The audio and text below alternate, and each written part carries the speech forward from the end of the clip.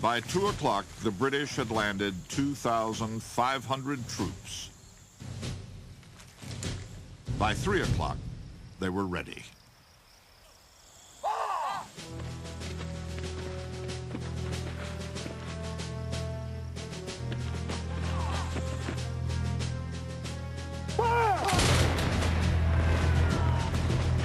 Along with much of Boston, General Burgoyne watched the assault on Breed's Hill.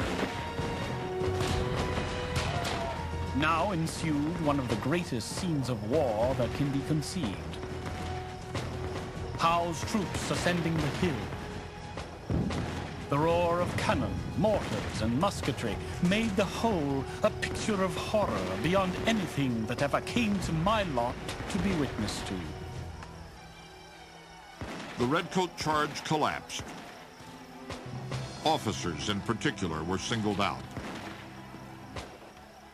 They have appalling officer casualties. Stuff that scares the dickens out of the British command structure because they have not experienced death rates and serious wound rates among the officer corps like that in a comparable engagement in their living memory. Bringing up reinforcements, Howe ordered a second attack. And then a third. By now, the rebels were nearly out of powder. In the last charge, some had even fired broken glass, rocks, and nails in place of musket balls. Prescott's men waited until the redcoats were again in range and spent their last precious rounds.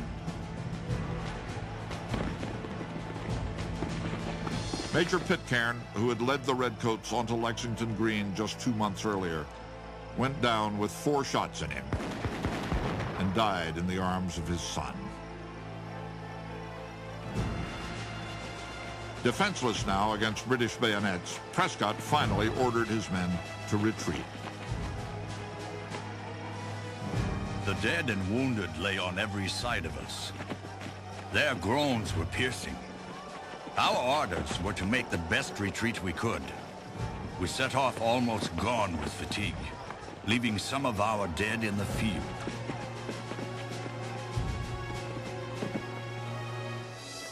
Among those left in the field was the Patriot leader who had foreseen his own death, Joseph Warren. A British officer on burial detail wrote, "Dr. Warren I found among the slain, and stuffed the scoundrel with another rebel into one hole. And there he and his seditious principles may remain." Buying time for his comrades to retreat, Joseph Warren had been shot in the back of the head. He was 34 years old. I have just heard that our dear friend, Dr. Warren, fell gloriously fighting for his country. Great is our loss.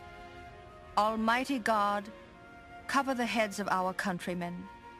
May we be supported and sustained in the dreadful conflict. I cannot compose myself to write any further. Abigail Adams. By day's end, the British had won the field, but at a terrible price. Their casualty rate, over 40%, was the highest the British would suffer in the entire revolution. 1,000 men were killed or wounded. General Clinton said it was a dear-bought victory. Another such would have ruined us. The Americans lost the hill, but they won a newfound confidence. What they lacked was training, a treasury, and a leader